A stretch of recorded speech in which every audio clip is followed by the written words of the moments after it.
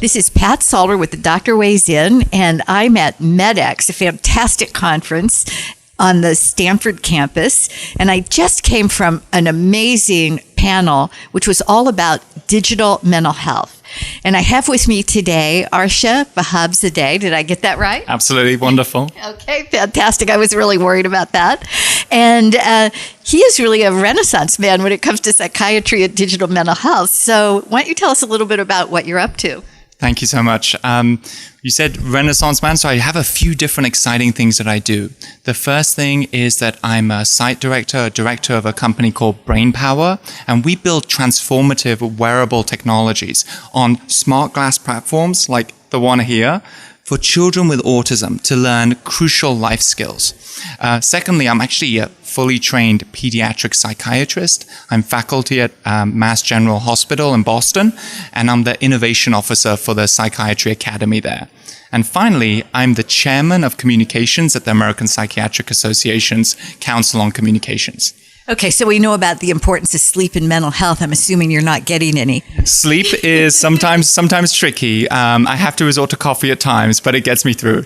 Okay, so what I wanted to talk about today is brain power, because I don't think I've ever heard anybody talking about using Google Glass to improve the functioning of kids with autism. So the first thing that I think you should do is to tell us kind of exactly why you need to have the glasses and how you're using it for what skills. Okay, absolutely. I'll probably first start by saying that a lot of people with autism have some challenges in terms of how they interact with other people, in terms of making eye contact, recognizing emotions, making small talk, and things like that. Now, what we have with smart glasses like this is the ability to record what people are seeing and doing and give them really crucial information back.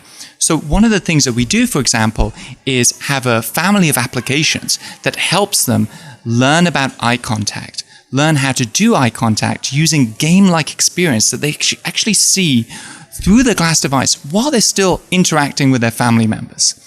Oh, so I want to drill down on that because That's interesting. So if I'm the child with autism and I have my glasses on and I'm trying to interact with a family member, say my brother, right. Okay, what am I seeing? Absolutely. So what you'll see, if you're, for example, trying to make eye contact, you will see something on the screen. If you're looking to the side, you would see something over your brother's face that's really engaging to you. So, for example, if you like Angry Birds, you'll see an angry bird-like character that will suddenly be superimposed over your brother's face. You may not be looking at your brother, but when you see that in the corner of your eye, you may be interested. You may turn around, and as you turn around, you can find that character will disappear and you'll get a point. It's like a gamified experience that allows people to turn and make eye contact, but grabs their attention based on the things that they actually love to do. We see that in iPads, right? We see a lot of children with autism and other people love all these games and things like that they play on iPads. But the challenge is that when you're using an iPad, you're looking down, you're immersed in the iPad and disconnected from your family. So what we want to do is give this game-like experience to children while they're still engaging with their family members, because that emotional bond, that interaction with family members is so powerful. Yeah, that's really interesting because I think we know that when I look at you or when I look at my dog or I look at my husband, that we get the release of oxytocin, the so-called love hormone. Do you think anything like that's going on? Well, I think what we know is that there's an enormous amount of social information that's carried in the eye and nose and facial area. And if people aren't looking, they're missing out on that really crucial social information. If they miss out on it, how can they build the foundational the foundations of good social interaction right from the beginning? So what we want to do is let them look into faces, give them that opportunity, and allow them to teach themselves these core skills while remaining heads up, hands free, and connected to their families. Yeah, and I'm assuming if I'm the brother, right, and you're looking at me, that I get some positive from that because you're usually not looking at me. Absolutely. We want to ensure that every single member of the family gets a chance to interact in a positive way, because it's all about building relationships while learning. And that's how we gear the software. And in terms of the team, I mean, we have our CEO is a very prominent neuroscientist, and we have clinicians like myself, we have engineers, and importantly, we actually have interns and people with autism helping us to create this technology. Well, that's fantastic. I have so many questions, but I'm going to limit myself to a couple more. One of which is, have you done anything to show in a scientific way that what you're doing actually is improving outcomes? So you make a good point. Evidence is extremely important. As a brain science-based company, one that takes science and technology and merges both, it's very important for us to actually show that our stuff works.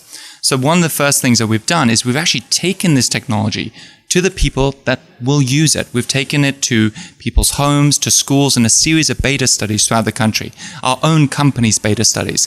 And the response has been extraordinary. And I have a whole series of media that I can show you about people talking, professionals, families, and people with autism talking about their experience with the software.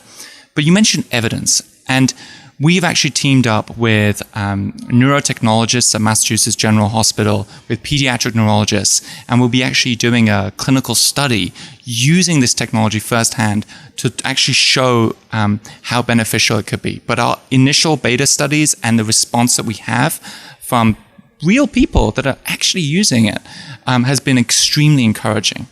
Okay, well, I think that's great, but I do think for any technology company, these health technology companies, actually getting some third-party, unbiased research done is so important. First of all, for you as a company, but sure, secondly, to move the science forward. So that brings me to the next question, which is funding, because I'm assuming that part of your business model may be that you would like to see health insurance companies pay for this if it turns out to be effective. And we know that health insurance companies have been really tough on paying for treatments for autism, the whole issue around ABA therapy, and how a lot of them don't want to pay for it, or they'll only pay for it until you're 6 years old, or you're 4 years old, or whatever. How are you guys thinking about being able to monetize what you're doing? Sure. So the first point is that accessibility and scalability are incredibly important, because the demand is so huge and the current services are so lacking. We're a privately backed company, and we are actually looking to do a crowdfunding drive where we actually get the people that are going to use it, their families, and members of the community that support our mission to help fund the technology. Our focus is staying on track in terms of our mission to actually create a product that's going to be useful and impactful in people's lives, to teach them these crucial skills. And in that respect, I think the crowdfunding route at the moment is most appealing, because it keeps us on mission and it keeps us on track. Oh, well, that's really interesting. So you're not so worried about having to make the traditional funders of healthcare happy. You're going to go really right to the customers by going via a crowdfund. Right. I think that's the people that are going to use it need to have the biggest voice in terms of how we develop the technology and how we fund it. And that's part of our mission at BrainPower. So that's what we're going to aim to do. Okay. Well, I really want to thank you very much, because it's an important topic. We know how many children and family are affected by autism, and there's a huge need to have something that is, as you say, scalable, hopefully affordable, and bottom line effective. Absolutely. Thank you so much. It's a pleasure.